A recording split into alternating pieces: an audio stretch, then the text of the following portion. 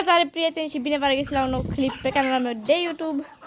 Vreau să vă spun că am mutat găinile mari cu cele mici. Aici, da, unde țineam eu lemnele, am făcut ca un fel de încăpere. Acolo unde am porumbeii.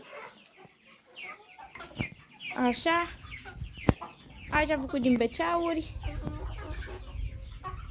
Și găinile mari și cele mici.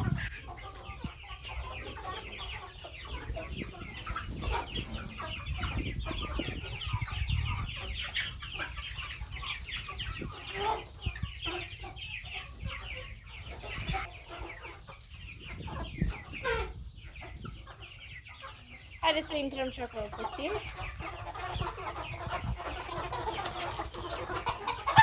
Cocoșul, găinile, carierii,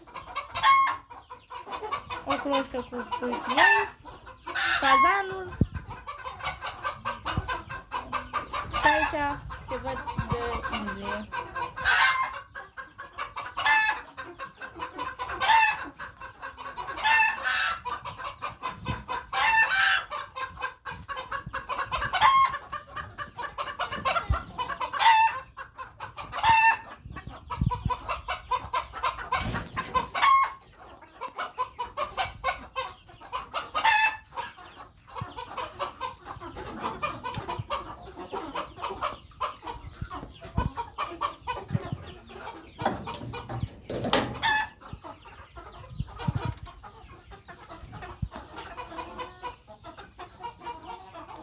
Da, prieteni, dacă v-a plăcut vlogul de azi, nu uitați să rupeți butonul de like și să vă abonați.